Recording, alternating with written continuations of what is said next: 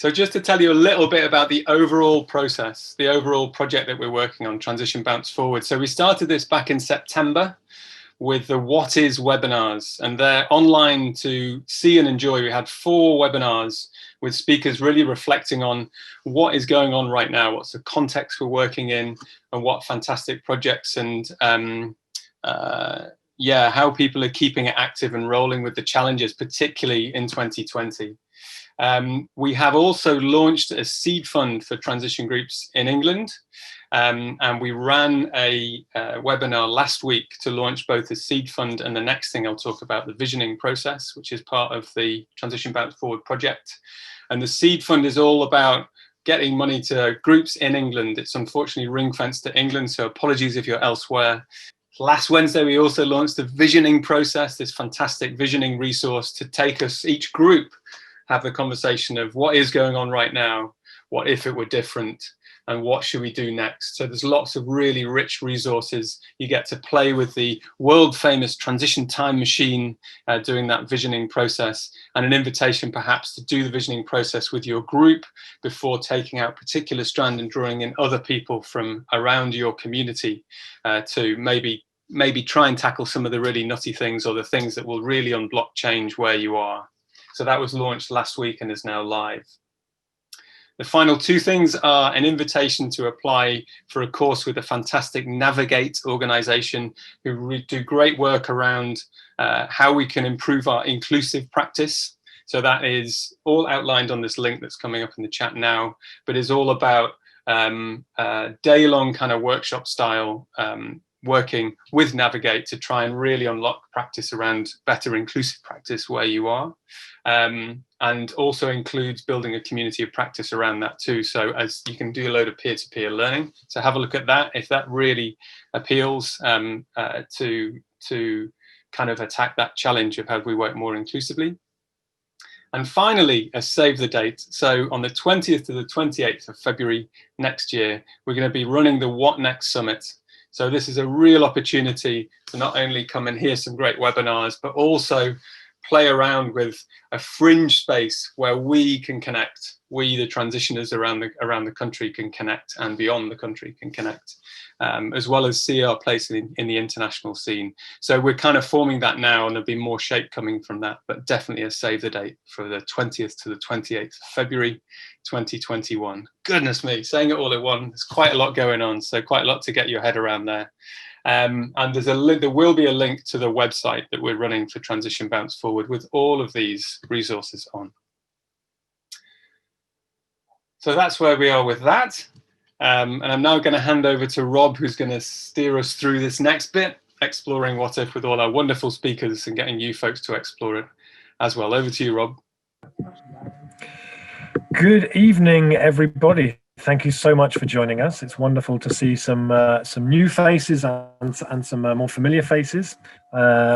So this webinar, as Rich said, is presented as part of the Transition Bounce Forward series. And I'm Rob Hopkins, and it's my huge honor to be the host this evening. And I should just explain at the beginning of lockdown, this second lockdown here in the UK, for those of you who are listening from outside the UK, my kids challenged me to not have a shave during the 4 weeks. So I'm halfway through. So just to explain, it looks like possibly I'm at the stage where lockdown has kind of broken me, and I'm sort of sobbing in a corner. Actually, this is part of rising to a challenge set by my children. So, but don't worry, next time you see me after lockdown's finished, it'll all be off, hopefully. So a little context as to why we're spending an evening focusing on what I hope by the end of this evening you will agree is the really vital art of asking good what if questions. Transition Network was recently funded by the National Lottery Community Fund for our program called Transition Bounce Forward. This series of events began in September, as Rich said, with the What Is series, which gave a taste of where the transition movement is at. And tonight is part of the What If series, which also includes the exercise that we're inviting transition groups to do, of which more later. Then next year, in partnership with other organizations, we'll be hosting the What Next Summit. So to keep up to speed with all of this, do have a look at transitionbounceforward.org, and we'll be sharing the social media links at the end. Our focus tonight, though, as I said, is on what if. So as I wrote in From What Is to What If, the book that I published last year, I feel like the ability to ask really good what if questions is one of the great arts of the 21st century. And what I mean by this is the what if questions that can enable us to unlock the imagination in service to the biggest questions we face today. A good what if question is an invitation as much as it is a question. As Eric Liu and Scott Noppe-Brandon put it in their book, Imagination First, what if becomes the perfect antidote to there is no alternative.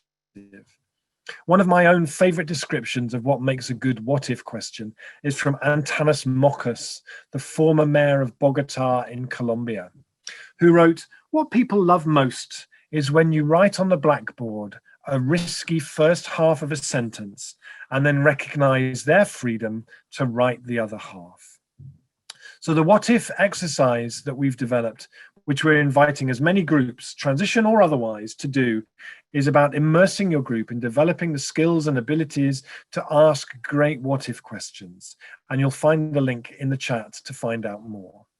Our invitation is to download the document and to run the exercise in your group over one day, or to spread it out over a longer period of time. And then to shape your experiences and the what if questions that you come up with, to share your experiences and the what if questions that you come up with us, as they will really help us to shape the What Next Summit early next year. You'll also find them a really useful platform to build future efforts and projects on. Our exploration this evening, which will be hugely helpful for anyone considering doing that project, is what it is that makes a really good what if question. And I'm fortunate to be joined by three people with great insights to share with us on that. Megan O'Malley joins us from the other side of the world in Melbourne, Australia, where it is currently morning. Indeed, she was eating her breakfast as she joined us earlier on. Megan founded Humiform, an education social enterprise to plant seeds for a better future. Having worked with young people for over a decade, she's passionate about connecting them to their impact, their communities, and the world to empower them to become active citizens and change makers. In a previous life, Megan traveled the world as a cruise ship dancer and a Bollywood extra, and has experience as a researcher, writer, and consultant in the sustainable fashion space.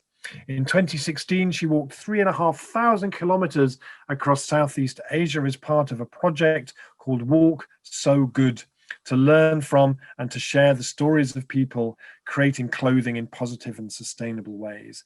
And about a month ago, she sent a video of an amazing project that she's doing in a primary school that she works in Melbourne, that many of us have shared many, many times and were so touched and inspired by. So we're really delighted you could join us today, Megan.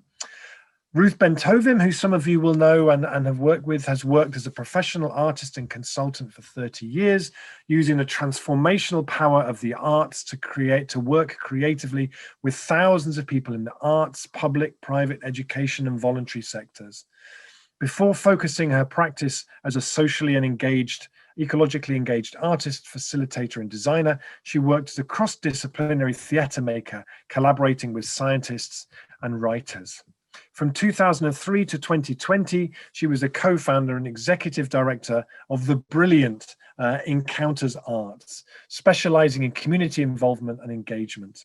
Working in different sectors and with diverse collaborators, she delivered over 60 intimate participatory interventions that invited thousands of people from all backgrounds to explore and express creatively their experiences of the past, responses to the present, and hopes and fears about the future. As part of this work, she was part of the team representing the UK at the Venice Biennale of Architecture, delivered projects for Liverpool Capital of Culture, and co-designed Transition Town Anywhere, a large-scale visioning project with Transition Network, which is one of the most extraordinary big group practices I've ever been part of. And she's been very active in Extinction Rebellion as a local and national coordinator, and was one of the instigators of the fabulous Culture Declares emergency movement. And last but not least, Phil Frauchum is one of the founder members of Transition New Mills, He's a former documentary filmmaker who is now a musician. He uses field recordings and electronic instruments to produce music that helps him to explore our climate and ecological emergency, and he currently works in local government. So welcome. I can't think of a better three people to explore this with. So Megan, I'd like to start with you, if I may. You recently, as I said, shared some amazing work you've been doing with primary school kids, focused on what if and on inviting and harnessing their imagination. Could you tell us some more about that? I hand over to you now.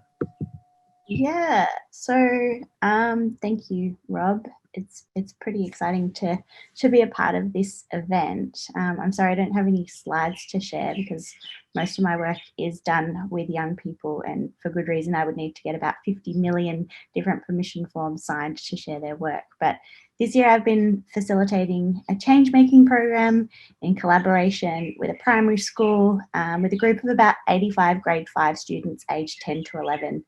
The aim of the program, like you said before, is to connect students with their impact, their community, and the world, and to empower them to become active citizens and change makers. Early in the year, we challenged our students to come up with a vision for our community in 2040 if all the UN Sustainable Development Goals had been achieved. Essentially, we were encouraging them to ask what if. The project could take any form they wanted, and it could include as many of the UN goals as they liked. The researching, exploring and imagining took place during Melbourne's first round of lockdown. We've had 2 rounds now. And then the projects were created in groups on site at school in the last 3 weeks of the term. We were very lucky. The lockdown lifted just in time. The results were really quite remarkable. We were worried that because a lot of the learning had happened at home, that the projects would reflect a surface level understanding of the issues that we were talking about and some of the solutions and ideas that they came up with for their vision for 2040. But in most cases, this couldn't have been further from the truth. Students created Minecraft worlds, complex dioramas, Lego houses, videos, drawings, and all kinds of different projects that demonstrated such a beautiful vision of what our future might look like.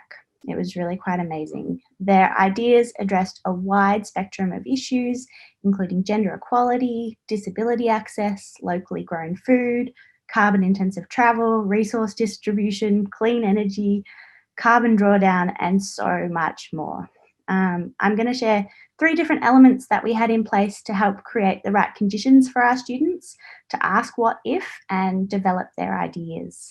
So first of all, we tried to create a safe space for students to start imagining, and this took nearly the entire term. While the school I work at has made great strides to encourage independent thinking and inquiry learning, at the end of the day, the way, I guess, education is set up means that students don't always feel comfortable in the what-if zone.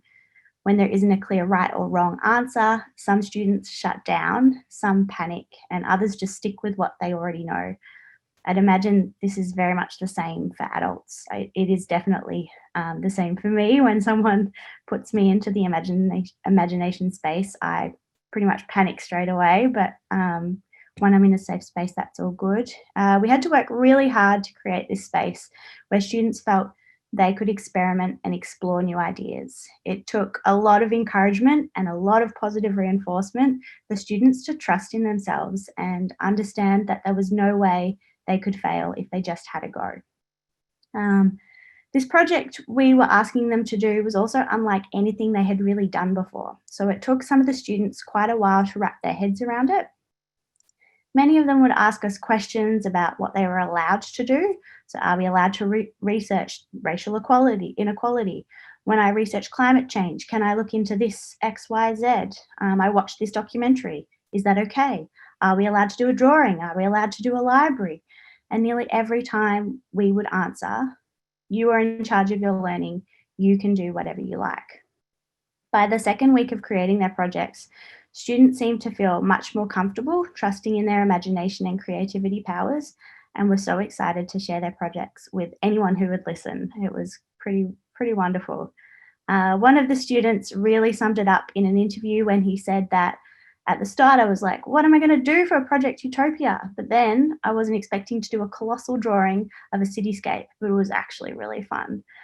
So he was pretty proud of himself.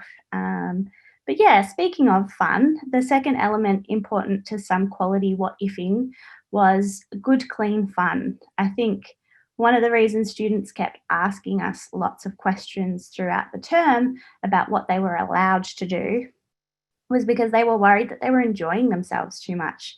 So they must have been doing it wrong. School's not meant to be fun. What's this about? They almost couldn't believe that they were allowed to use Minecraft or art or Lego to share their learning and ideas. But because they were having so much fun, they ended up putting their heart and soul into their projects and creating something that they were really proud of.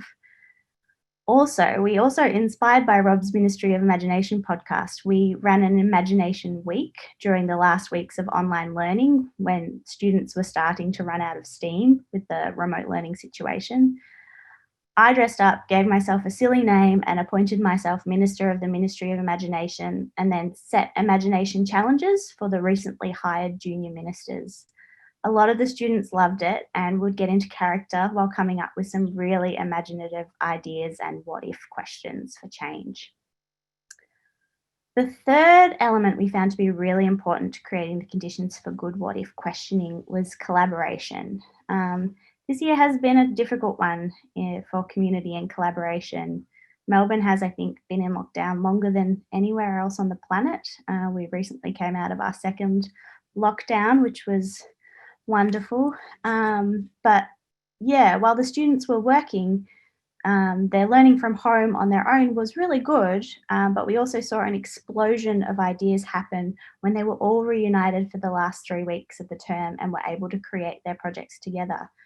The what-ifs flowed hard and fast, and there were rooftop gardens, libraries for quality education, trains catering for as many types of disabilities as possible, equal pay, solar panels, water tanks, green spaces, and all sorts of ideas incorporated into the projects. So yes, I think these 3 elements, creating a safe space, making it fun, and allowing for as much collaboration as possible, really supported students to ask the big and exciting questions and help them imagine a better future. One student shared that this whole process has given her more hope for the future, and now that when she walks past a building in the street, she can imagine in her head what it would look like in 2040. This term, they are bringing their visions and what-if questions to life through student-led projects that aim to make a real difference to our community. It's been really wonderful to watch them all step into their power. And I think my time is up. So thank you, Rob. I'll pass back to you. Megan, thank you so much. That's just glorious. And and as we've been saying in the chat, if as soon as this webinar is over, we would really recommend that you go and have a look at Megan's video. It's phenomenal. So Ruth, I'm going to move on to you now, if I might. So for me, you've long been one of the great practitioners in terms of using creative tools and imaginative practice to unlock a community's ability to ask really great what-if questions. And it's been nice to see a couple of people in the chat reminiscing about things that they've been to that you've put on. I wondered if I might start by asking you, what would you say are the key ingredients of what makes a really good what-if question? And can you give us some examples of where you've seen communities using them really well, Ruth?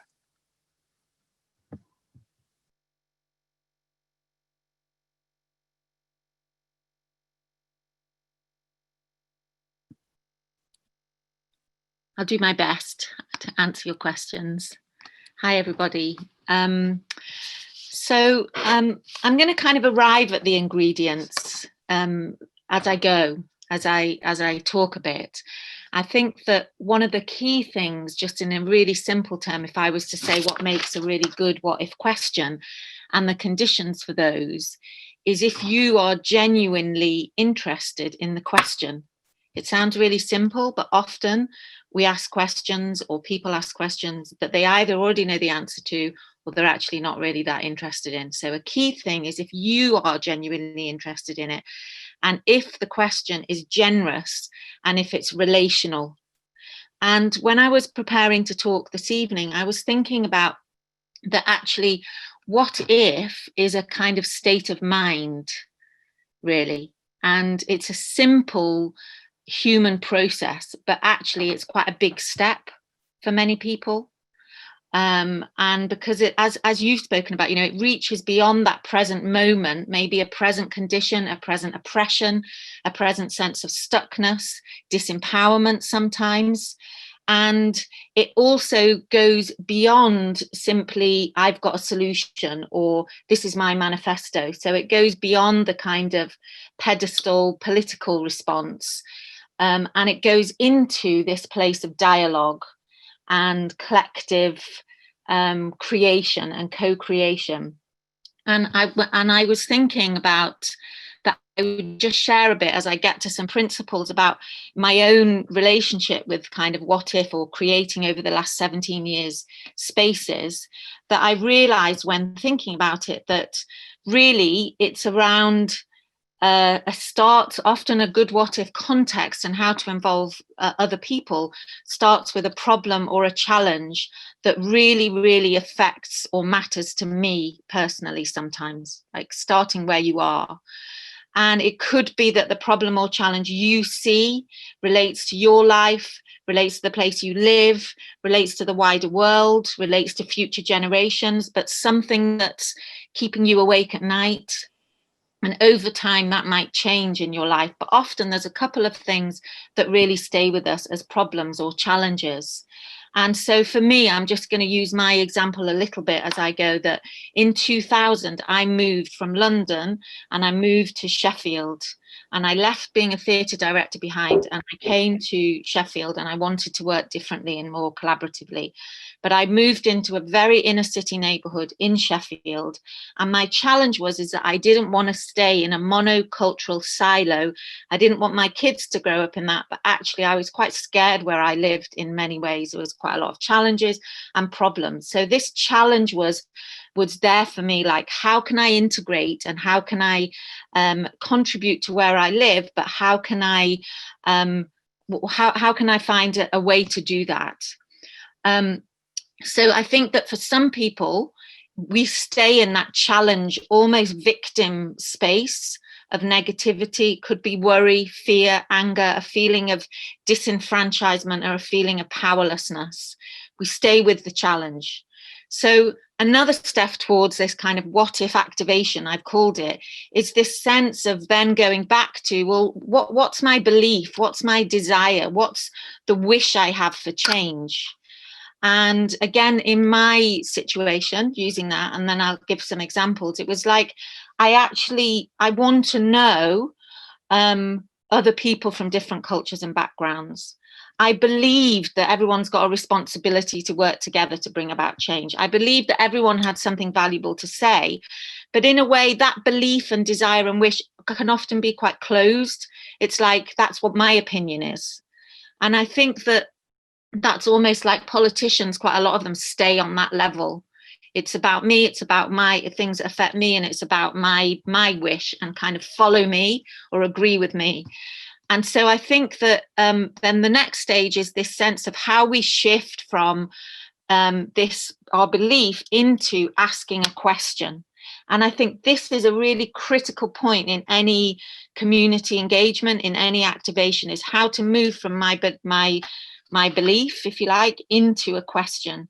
So for me, it was a bit like, okay, well, what if people of all ages felt safe enough to come together across difference to get to know each other? This was 17 years ago. So I'd move from my belief into a question that starts to be generative. And then I think that what happens next is, this is where the art of invitation, or the art of the what if, comes in, is because it's then about saying, okay, really, if I want to try and even begin to look at that context, I need other people. I can't do it on my own. I can't create a space I couldn't 17 years ago that felt safe enough for people to come together across difference, to feel a sense of belonging and start to imagine where they live differently. And so for me, then one of the bits of what if that I suppose I want to communicate is that it's then like the how you invite other people to go on a journey of asking what if, of imagining how things could be different. That's where the shift from a question goes into action. And that's where a whole number of other what ifs can happen. So in my case, the next stage was, what if we took over a disused shop that was closed down and opened it as a space where people could come together to look at the past, present, and future and build a sense of interconnectedness.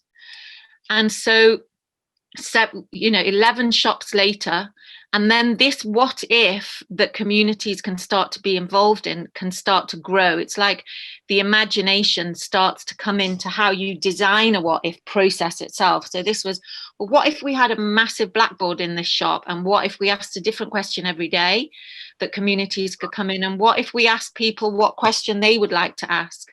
What if we asked people where they'd come from? What if we asked people to tell us a story and tell each other stories? What if nothing was for sale in this shop, but there was lots on offer? What if there was a space where we grew vegetables outside? What if this was a space where people could come in and see change happening? Oh, what if we created a mobile space where we went to where people are rather than expecting people to come to us, and where we created an environment that people felt safe? And what if we took a sofa out onto the streets and asked people questions? What if we did that? What if people could pass on questions to each other and stories to each other that change their sense of belonging to a neighborhood? What if we went to playgrounds? What if we went to different places? All of it about asking open questions. And then just in more latterly for me around, what if we grow vegetables and talk about climate change and make a performance at the same time? What if people have the opportunity to co-design together a resource that will belong to them, that uses ecological design principles that they will own? What if they're given the opportunity to make every part of it and make decisions for themselves about which elements and how they're going to build a table, how they're going to learn these new skills? And then coming to the work that we've done together, what if we create a space where people go into the future? And what if people are given a frame in which they can be invited to work together to imagine, what if there was a town of well-being? What would well-being look like? What would my role look like? What if we built that and imagined that and inhabited that? So these are just some projects, I suppose, that we've talked about. And then I'm coming to the principles, which is the last bit to share, which is, for me, some of the really key principles is, it's not where you're going, it's being on the road that counts. So who are you traveling with? How are they invited on the journey? So often we're focused on, so often we're focused on where we're going rather than the process of how we get there. And that's what a good what if does. It allows people to go on a journey together. And this sense of letting curiosity be your genuine guide, because people know if you're not interested in dialogue. People know if you've already decided what the answer to your what if question is before you even begin. And also this sense of offering more than one way in. So people need multiple levels, multiple ways that they could step into a what if context. They could step into imagining, and then for themselves creating different ways that could happen. And then, as Megan had said, this sense of collaboration. How can you create invitations or structures where everyone's contribution is treated equally, but you're not expecting people to come to you? So that's just a brief sense for me of some of the principles over the years that we've developed. That's it. That makes sense. Wow. Ruth, thank you so much. And the chat box was kicking off during that. I think we could quite safely say with positive affirmations and appreciation of that and the insights people were gleaning. So thank you, Ruth, so much. Phil, just before COVID intervened so spectacularly in all of our lives, you held in New Mills a big, ambitious event inviting the community to come together and explore the potential of what if, to help reimagine what might come after all this. Any insights you'd like to share with us on this? For you, what makes a really good what if question, and what are the key steps for translating them into action on the ground? Phil. Thank you very much, Rob. I appreciate that. Right, I'm going to try and share my screen now. I think. Okay. Okay. So my name is Phil Frauchum, and I am from Transition New Mills. For those that don't know, New Mills is a former mill town in the High Peak region of Derbyshire in the United Kingdom. So this is a short presentation about a conversation that we had in our community just before lockdown, as Rob says, and a series of what if questions that helped set the direction for New Mills for hopefully the next decade and beyond. New Mills Town Council declared a climate emergency in 2019. And the question that Transition New Mills posed was, what next? Instead of demanding that our local council respond to this climate and ecological emergency in a way that they saw fit, what if our community answered that particular question? So what if we agree that the old story of progress was failing so many of us? And what if we agreed to begin writing a new story together? And what if this new story will be one that connected us all, that nourished us all, respected our differences, and reflected who we actually were and where we wanted to go? So these were the questions that we wanted to try and answer. So we used the declaration to secure what the town council referred to as a town meeting. And from there, we then came up with the idea of holding a community conversation, which was basically a giant what if space in our town. The aim of this was to intentionally create and facilitate a safe space where, as a community, we could come together to allow our imagination to flourish. This would be a space where we could play and we could begin to create multiple new stories for our community. We had around 85 people attend from all parts of our town, and we spent the best part of 7 hours together. We spend an awful lot of time talking about what we don't like, what we're against, what we need to lose, but we spend very little time thinking about the type of world that we're actually trying to create. And if we can't imagine a better future, then we cannot build a better future. As we neared the end of the day, we started to assemble a book which we called New Mills 2030. And that book used everything that had been written down during the day. Everything was valid. Post-it notes, every scribble, everything went into that book. Nothing was refused. And this book became a document of where we stood in the face of this emergency. It documented our fears. It documented our hopes and our shared vision for the future. We then asked that everybody stuck their name badge to the back page of the book, and this was a record of their attendance in this process. The cover of the book had been drawn by younger children earlier in the day, and that seemed appropriate because, as good ancestors, this was our gift to them. This was our gift to future generations. The day itself went about as well as it could have done. It exceeded our expectations, and we left feeling that day that we could transform the entire world with the energy that we created. But as Rob said, a week or two after our community conversation, we then went into lockdown. And bear with me a second. And the world changed right in front of our eyes, and we didn't physically see each other again for months and months. But our what if questions had set a potential direction of travel for our community, and it had unlocked a creative spirit that helped us get through the darkest days of COVID in the spring and summer of earlier this year.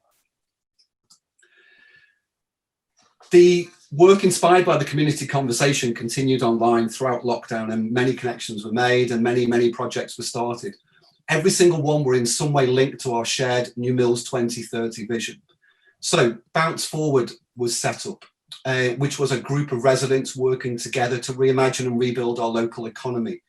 they chose the wonderful image that you can see in front of you of a peacock butterfly, which was created by local artist Arthur Burns. And this butterfly was a symbol of our transformation. Bounce Forward continued the themes first explored at our community conversation, and it created a survey that invited people to describe what they wanted. So we went right into the heart of New Mills, into our community, and asked people what they wanted. We had hundreds and hundreds of replies came back, and people shared their thoughts. And what it said to us that even in the midst of a pandemic, people remained hopeful and positive about what could come next. Bounce Forward then opened up a pop-up shop in the middle of New Mills, and the survey was launched into our community. This word picture was put together on the basis of the replies.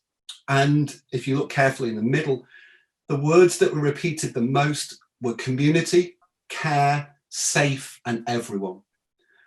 And the question we then asked on that is, what if we actually created a community based on those 4 words? How different would it be to what we have now?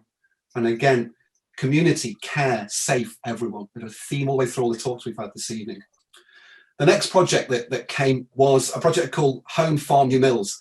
And again, the what if question was, what if our town became a farm?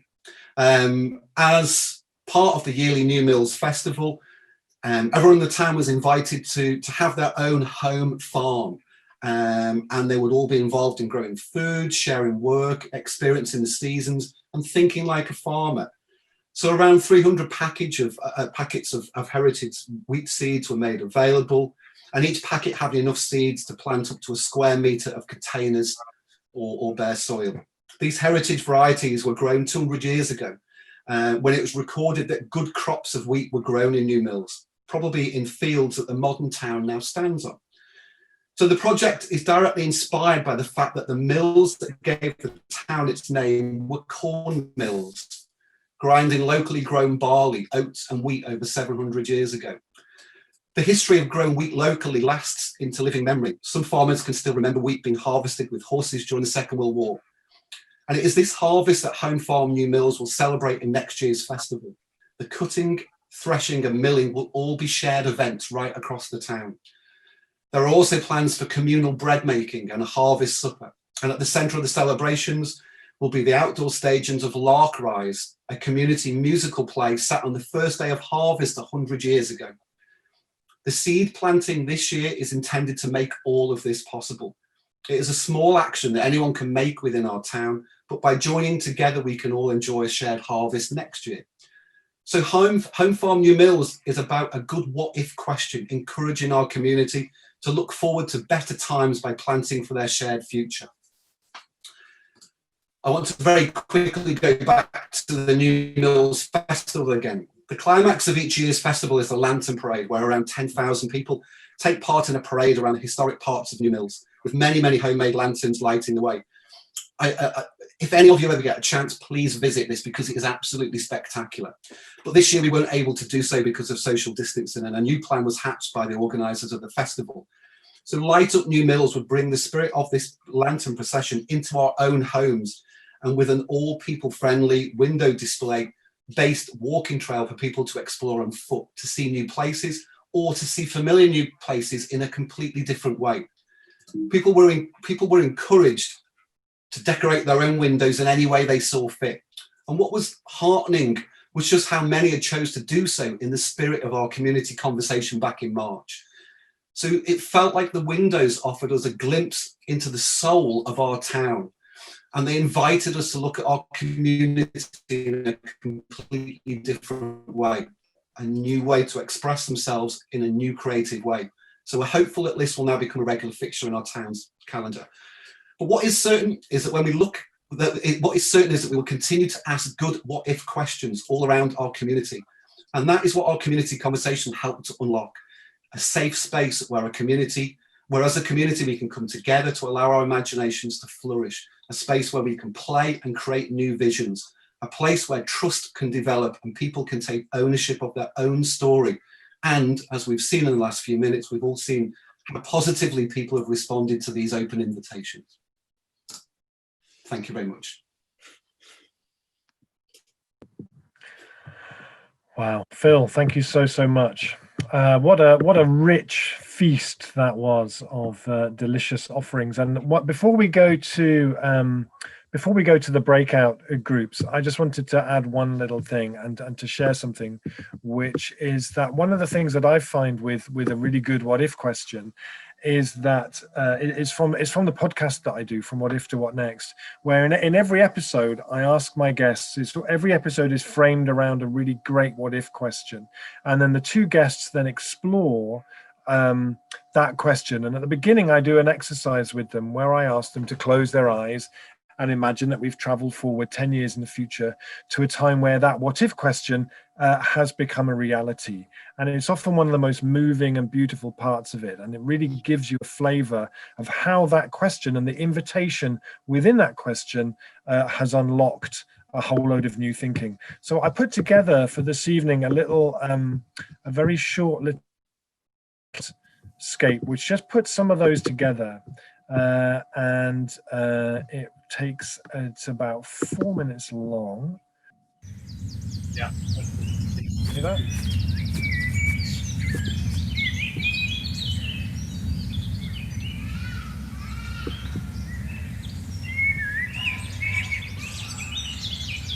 The city really changed since the Ministry of Imagination was born.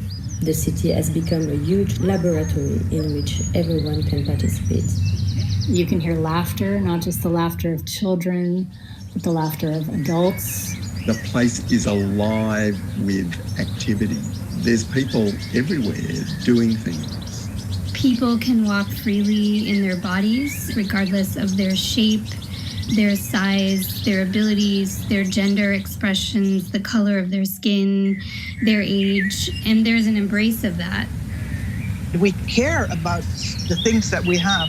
We cherish them, we repair them, we make sure that they will last for a very long time. Faces are beautifully, lined, full of the marks of laughter and a life well lived. It smells like growing things. The air is filled with birdsong again, and London looks more like a rich parkland or forest. All of the city's children, whatever their social condition, can have access to quality food. We have cities and towns with clean air, which we can smell, and smell the flowers and smell the trees. We hear the birds, we swim in the clean water in our lakes and our rivers. We have a diversity in habitats of wildflowers and scrub and brambles and blackthorn. Thyme and lavender, can smell ripening fruit, the cherry tree, this vibrant explosion of colours and smells and of people. All that tameness is suddenly dispensed of as being so last year. Access to nature has been recognized as a human right. We're going to be using re in our language. We're going to be rebuilding, refurbishing, remaking, reusing, recreating, reinventing. The re is going to be a big part of our language. Police and prisons and the armed forces were massively defunded, and that money has gone into robust preventative health care and well-being programs that also contribute to a rich imagination. Financial insecurity has been eradicated. People no longer go to work because they have no choice. And so all these workspaces that used to be occupied by big banks are now, of course, being redirected and used for creative spaces of all sorts, whether it's technical or artistry. If you see girlfriends meet each other, they won't say, oh, you got this new dress, but they will say, oh, you got the same dress that you wore last week, but now you've made a little change about it. And that's so fancy and that's so fashionable.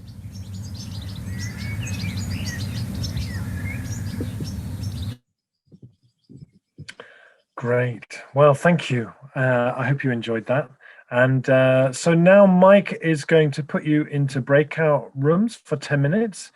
Just to have a reflect and a digest, and we've always found in transition events that when we have time to digest what we've heard, that the questions tend to be richer and more full. So this is 10 minutes digestion time, and then we will come back together and explore some of those questions. So we will see you all very shortly.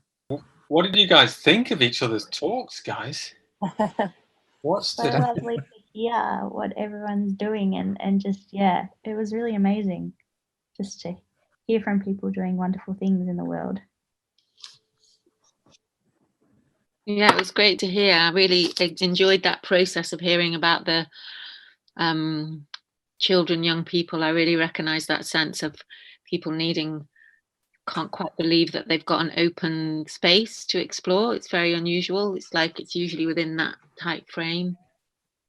That's great. Yeah. It took a long time for them to get used to it. And yeah, I think for I ran a anybody. test pilot last year, yeah, and they were like, "Are you allowed to do this?"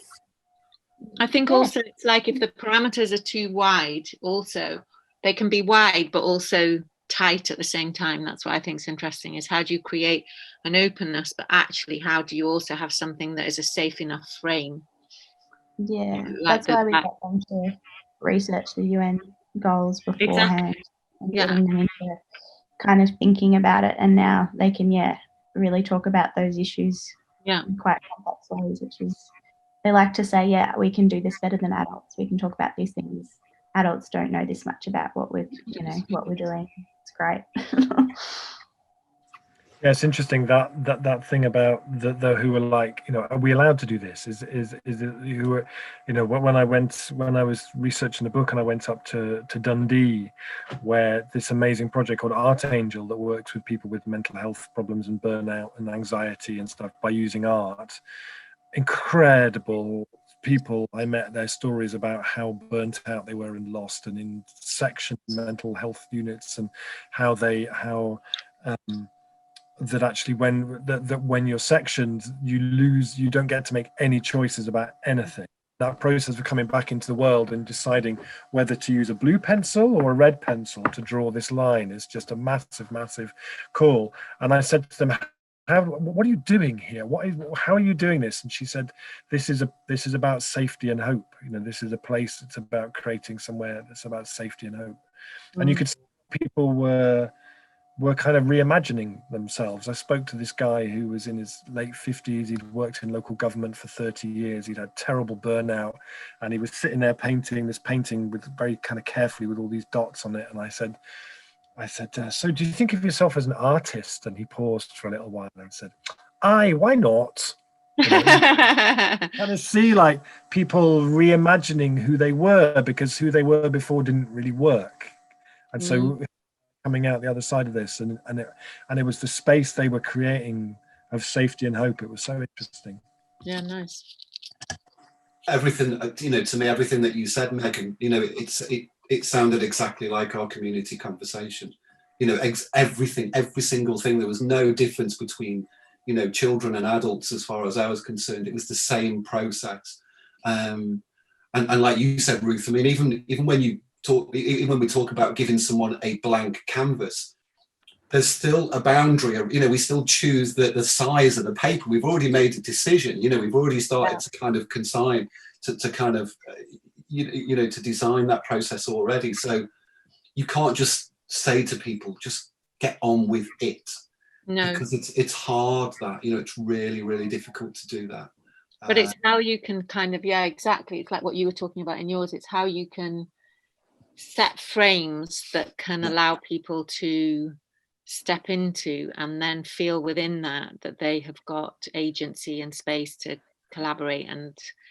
But that's the bit that I'm often interested in, is it's almost the invisible one frames, but they're very strong frames. And when you look at them, you go, oh yeah, there's a frame, but almost it's so enabling that it kind of feels seamless somehow. And that takes time. I mean, like Megan said, it took you a long time to get to that. Our community conversation was 7 hours, and I don't think we could have done it in a shorter period than that.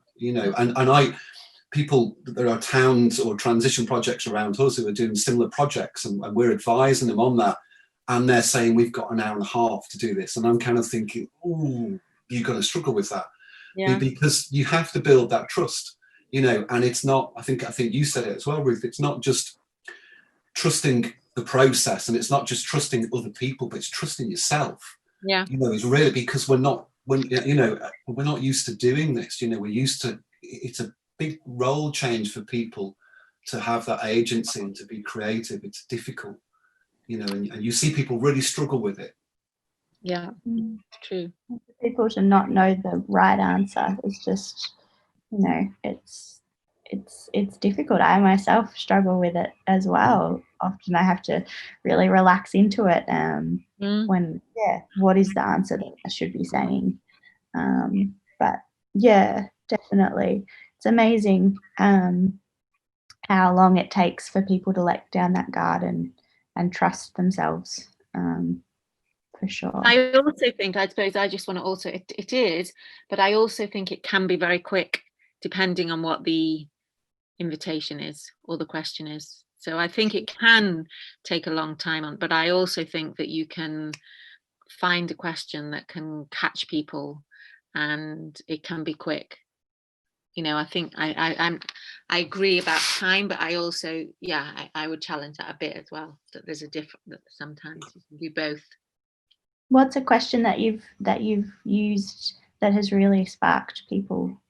Lots of questions in the shop, or kind of, you know, when we've had blackboards out on the street and you might stop somebody and say, you know, who do you want to thank? That was on some of those, and then actually quite quickly you're into a position, or what keeps you going, what holds you back, or what do you fear, or what makes you smile, or, you know, and then how you ask that and where you ask that and where you position yourself and your relationship to that person. I suppose I've got experience where actually in half an hour you can drop incredibly deeply with somebody and something completely opens and transforms in a way that you can take over a long period of time. So I think it's how you hold space and what you're saying, as well as the length of time to create safety. Great. Okay, so welcome back. I hope your conversations were rich and enlightening and delicious. And before we go to questions, and if you have a question that's in the front of your mind, do feel free to start putting it in the chat now. We will have time to explore them afterwards. But we're just, before we go to questions, going to go for a minute to Fanny, who has been creating visual minutes, graphic minutes of our conversation so far, to see what she has come up with. Fanny. Hey, I just see that I can't share my screen anymore.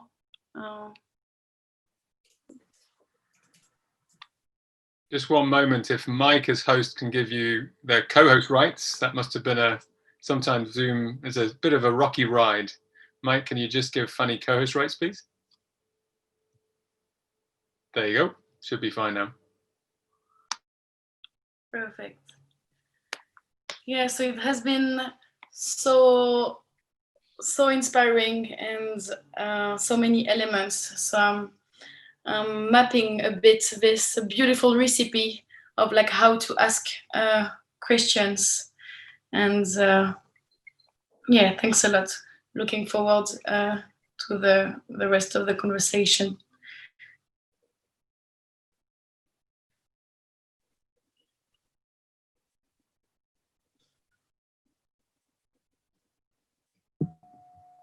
Wonderful, thank you. And we will, of course, share this with everybody at the end. So just for a moment, while we are waiting for some questions to come in, I just had a quick question to ask our three panelists while you are posting your questions. So do please do that.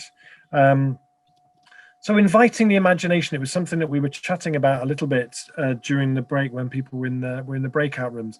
Inviting the imagination, gathering what if questions is one key practice that, as we've discussed, we need to get better at. But what are the things that we can do that create the best atmosphere for that, the best conditions?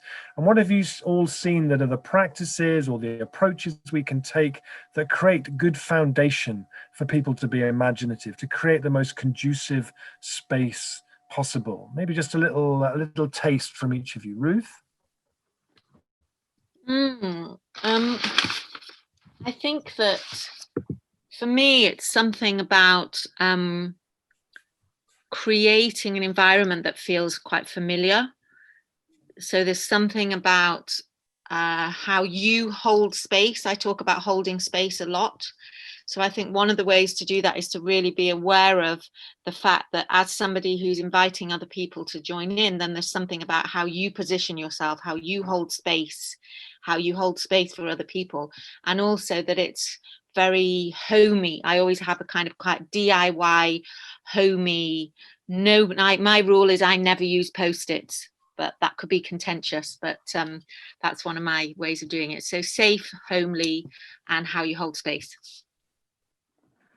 Brilliant. Yeah, and having been part of a consultation that Ruth did, the way that you use like child toys and chalk and all of that is just so beautiful and engaging. Megan, any thoughts? Yeah, I think a lot of the stuff I mentioned in before, but I think as well, creating people, reminding people to think with all of their senses rather than just thinking with their brains, but really engaging all of the senses in that imagination process can be something that is, yeah, a really great tool. Great, thank you. And Phil? I think trust is a really big thing. You know, and to trust other people that you're with, to trust the process, but mainly to trust yourself, and to realize that you can't get this wrong. And that is difficult for a lot of people because there's a lot of pressure on us to get things right and to get things right the first time. And that's the main thing. I was also going to say cake. That was the first thing I wrote down. And then yeah, exactly. And then I heard what Ruth said and I realized, yeah. So I scribbled it out and then I've actually wrote it again. So cake is also a big one as well. But that's about generosity. You know, it's about homeliness. It's about generosity, and cake is always a bonus. Great, absolutely. Okay, so we have some questions coming in. Thank you everybody for those. One of the questions, which was quite an interesting, so one of the things that's interesting with Zoom is sometimes there's a conversation going on the screen and there's a whole other conversation going on kind of in parallel in the conversation. So there's been a whole interesting discussion going on about whether we should or shouldn't, to which talking about putting climate change up front as an issue for big community discussions around what if is helpful, is conducive, or if it kind of shuts it down. So someone said, what if we don't talk about climate change? Is that more likely to engage more people in more creative what if questions, or does that have to be fundamentally at the heart of the what if conversations that we have? Maybe Ruth, we'll start with you.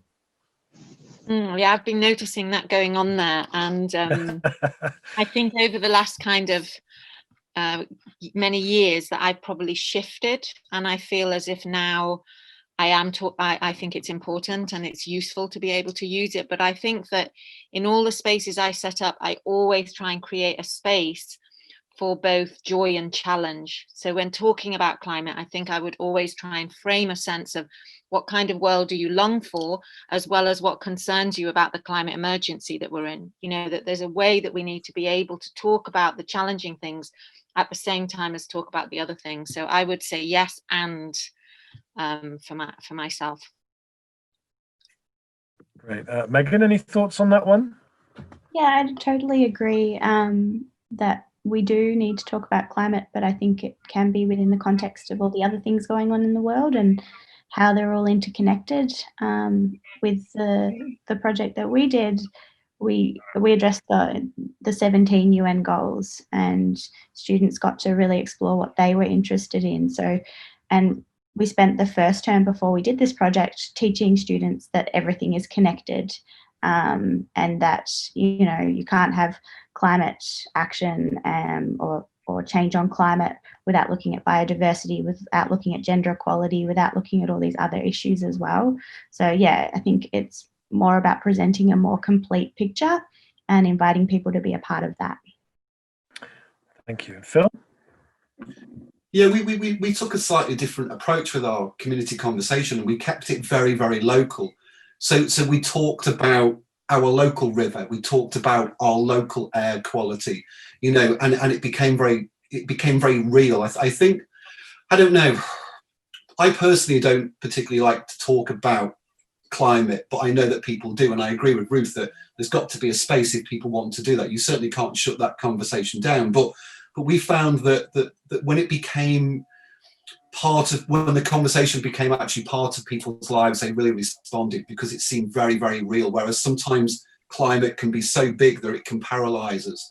So as I said, you know, we talked about local wildlife, local issues, and people really connected with that, because when the what if questions were particularly about the local river, you know, the local air quality, and that really worked for us. But I can also see why some people might want to talk about the bigger picture as well. But certainly for us, it was a particularly local and community-led event that we got the most value out of. Thank you, Phil. There is one question that's just come in that's very specific to Ruth, which says, Ruth, what's your issue with Post-it notes? Okay, I could talk about Post-it notes for a long time. I think my issue is Post-it notes say work, say kind of corporate, say, yeah, they have a particular association. And I think that for me, it's about the invitation is that, can you find a different way that makes people maybe look twice? So in Rob's book, when we talk about it, I talk quite often about this double take. Like, how can you interrupt what is normal in our mind, where we kind of don't really see things? How can you interrupt it so you look again? How could you entice somebody by remembering what's it like to use a piece of chalk, or to draw, or to have a different shape to put in it? And I suppose for me, the aesthetic of what you create at the end is also important, that it could be really beautiful. And I often think that Post-it notes look like Post-it notes. So it's something about the aesthetic, and that you're creating beauty, and beauty is part of also kind of that space that we want to create as well. Brilliant. And as Simon is noting in the chat here, they're apparently not recyclable because of the sticky stuff. Yeah. So a question that is here about coronavirus. We're now in the time of corona, where we can't do the kind of big community what if events that Phil discussed and that Ruth talked about that she's done in the past. And there's a question I'd like to know if there is any advice for asking these what if questions during a lockdown and in this temporarily virtual world. Megan. I guess we worked with students, so you know they had to engage in a certain amount of schoolwork, and we had they had to come online every day during lockdown. But yeah, getting students to put themselves in situations that they normally wouldn't in their mind, I think really helped generate what if questions. We in the term just gone, we got them to say, okay, you want to use art as a tool for change. How are you going to do this? What's going to happen?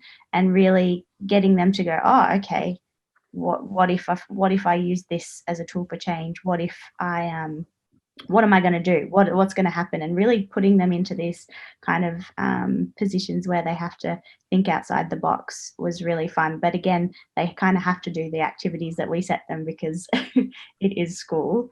So it might be a bit different for a panel event. Great, thank you, Phil. Yeah, I think it's, I mean ours was a very physical event, and ideally I would like any further events like this to be physical, but it's just not possible. So I think limitations can be quite good in terms of using our imagination. And obviously there's huge limitations on what we can and can't do at the moment. So I think it invites us more to use our imagination, but I do agree it's difficult. I do think it's not ideal at all to be doing this online.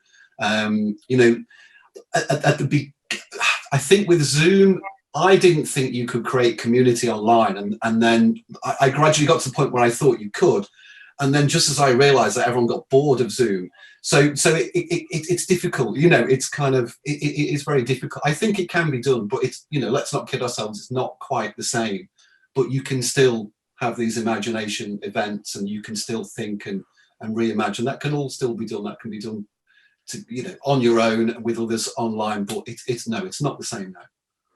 Ruth, just to tweak your to tweak the question slightly before we go to you, Ruth. There's one of the questions people are asking is about how can we how can we use Zoom and these kind of platforms in ways that kind of invite the imagination?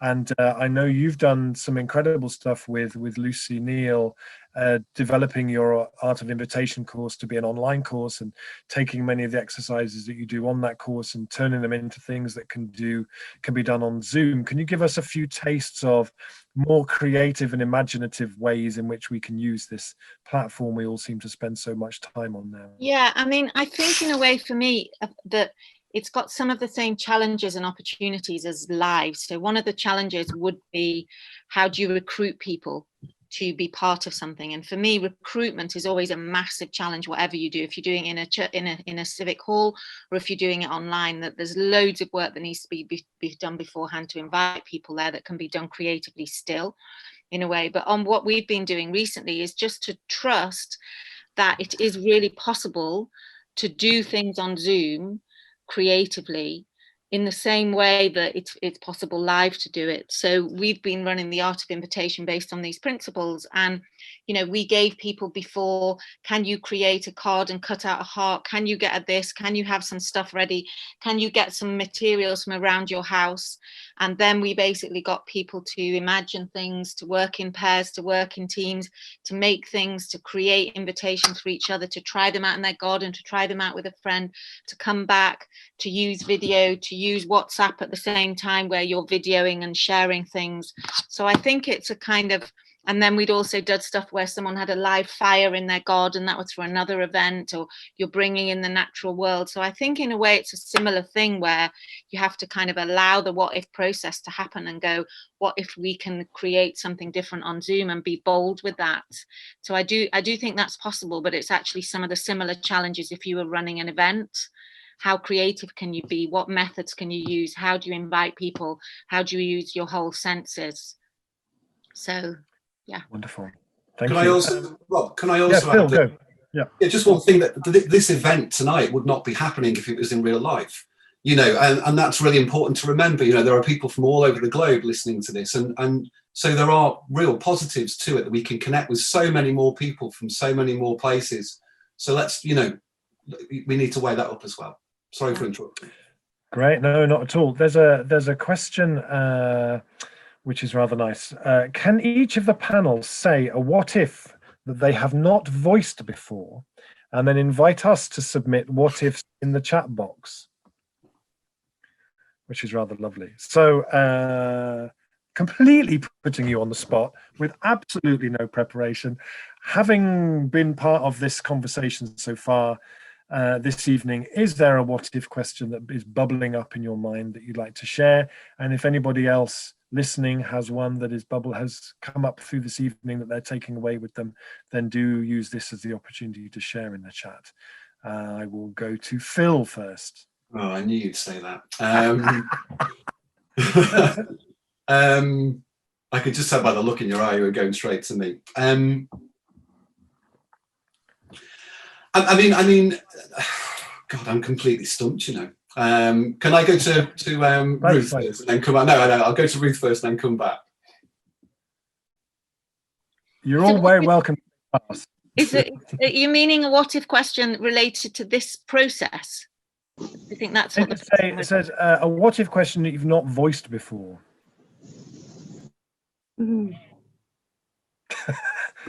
Megan? Wow. Okay, so I was super nerdy and prepared a few what if questions because I was like, I'm sure this is going to come up in the chat. And I'm terrible when I'm put on the spot. Like I blank really quite badly. But what if schools were a hub for community connection and action? And what if we localized the curriculum to create connection between young people and the community and the land on which they live? Were just a couple I came up with. I'll pass back to Bill. I mean, I suppose, I mean, what if we included, what if we included kind of the wildlife that we were surrounded with, the air, the soil, the rivers? What if we included that in our community? What if community wasn't just about people? what if it was about all the living things that we surrounded ourselves with? How would we think of our community then? You know, how would we respond to that community if it included all living things? And that includes the soil as well. Everything that we're surrounded with. How would we respond to our community? What would we think of it if we did that?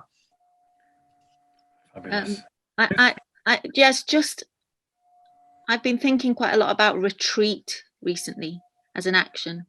So I haven't voiced the fact that one of my probably what if at the moment that I'm thinking about is what if we really focused all our energy on retreating? I don't mean going on a retreat. I mean as where we are in the world at the moment, if we focused on retreating from things. Thank you. So thank you so much. So there's a few that have come in the chat.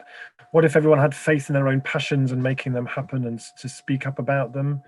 What if everyone knew they could ask the what if? What if we use Zoom as effectively as face-to-face? What if everyone had what they needed to thrive? What if hospitals were centers for health awareness and proactive steps to health rather than existing for problem solving? What if the stakeholders you invite to your what if workshops were the birds and the squirrels in your neighborhood? It sounds like a scene out of Snow White. What if we actioned our ideas? I thought I said actioned. What if we would make more effort to match our own reality with that of other people? What if we felt agency to live and breathe active democracy every day? What if we respect nature, including our own nature? What if everyone volunteered for community action one day each week? What if I could do a Dominic Cummings and control the mind of Boris Johnson?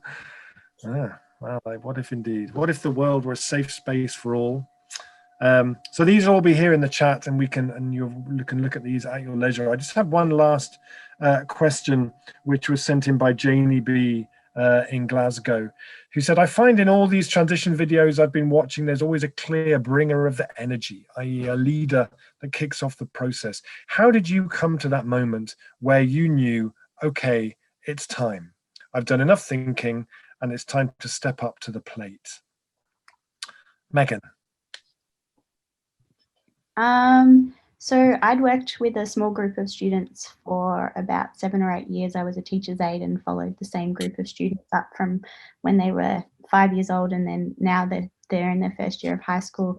And we were doing all of this kind of nature stuff. And it was really once they graduated, I was like, what's next? How can we, I'd seen how much potential students had and capacity for making change happen. And I was like, okay, let's try and expand this to reach more students. But so I guess I just ran out of time with the students that I had and had to expand. Great, thank you. Ruth? That's a great question. I mean, I think that I've always kind of had a really big sense of responsibility, and I think that was passed on. I think I feel fortunate that I've got a kind of lineage of strong political, mostly women in my family, so it was almost like a kind of handing over. I think that in the last 17 years, it was, as I started in my story, it came out of a real personal challenge, and then it felt time, and I wanted to add that in, that sometimes it's like things around you speak to you. And for me, it was this to let sign in this shop that was boarded up that just kept blinking at me. So in a way, sometimes it's like there's a signal and I went, okay, I'm going to rent that shop. And then 17 years later, there's a whole train of work that's carried on from that. So sometimes it can be the moment comes because it's in the ether, it's in the air, and you've got to look out for the signs. Great, thank you. And Phil? I think it was a process of elimination in New Mills, to be honest. I think I ended up being the last person standing and therefore took the role on. I don't know. I don't really see myself as being a leader. I mean, there's a whole team of us in transition, and we all take on leadership responsibilities. And beyond our transition group, there are hundreds of people in New Mills who exhibit leadership every single day, and I'm just one of those. I just happen to be the person who's probably quite confident at speaking at events like this. But it's about all of us, I don't think it's about one person, and we encourage we encourage all of us to be leaders in our, whatever way we see fit. So I will stand up one day, but the next day it will be somebody else. So I understand the question, but I don't particularly see myself as being a leader in all of this now. Great. Thank you. Thank you so much. So before we draw this evening's fascinating conversation to a close, we're just going to go back to Fanny to see what Fanny has to share as her final reflection of the conversation we've had today.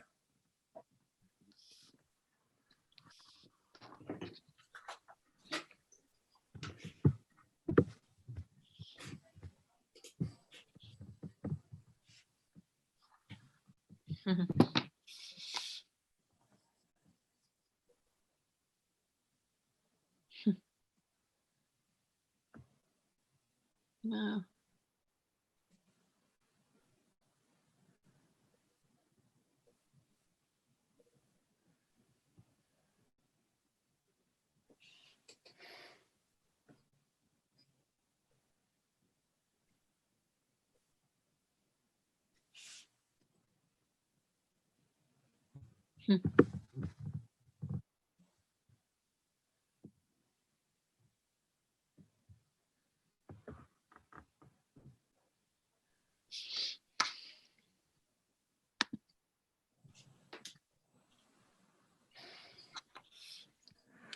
Beautiful. Thank you so much, Fanny.